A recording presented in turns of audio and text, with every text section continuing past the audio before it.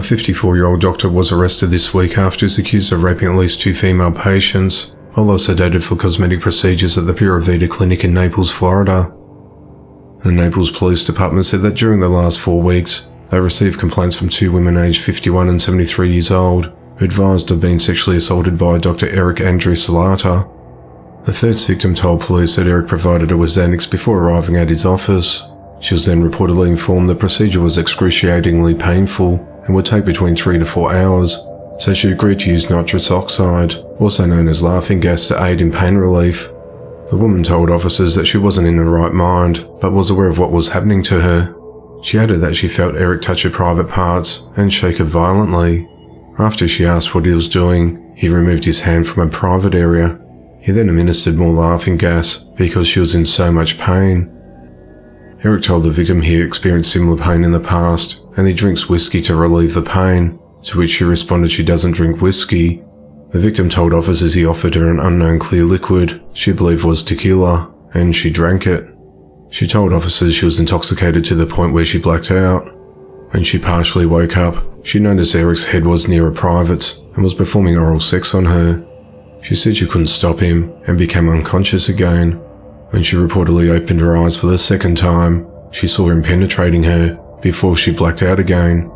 She told authorities she wasn't dreaming and remembered everything. She said that she felt shocked after the sedation subsided and contacted the authorities.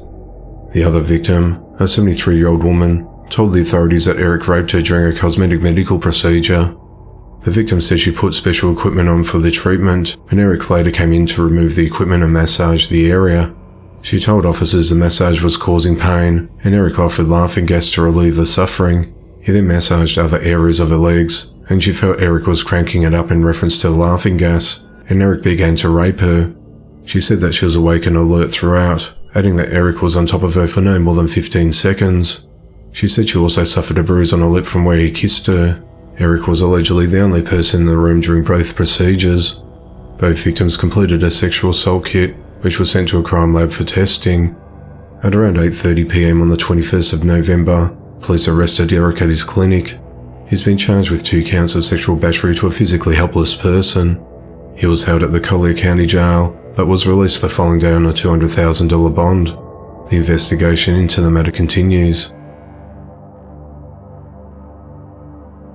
The Fayette County Sheriff's Office is investigating a fatal shooting that occurred earlier this week. At just before 9 p.m. on the 21st of November, the authorities responded to the Mountaineer Mobile Home Park in Oak Hill, West Virginia, on report that a man had been shot in the stomach. When officers arrived at the scene, they found an unresponsive man inside a trailer who died from his injuries. The man's been identified as 37-year-old Ashton Owens. The authorities have not said whether the matter's been treated as an accident, homicide or suicide, and there have been no mentions of a suspect, arrest or motive in the case. The Fayette County Sheriff's Office said detectives are still actively investigating the matter and have asked anyone with information about the case to contact Crime Stoppers. Burlington Police in North Carolina are investigating the shooting of 2 men earlier this week. On the night of the 22nd of November, the authorities responded to the 800 block of Avon Avenue on reports of shots fired. When officers arrived, they found 2 men suffering from gunshot wounds.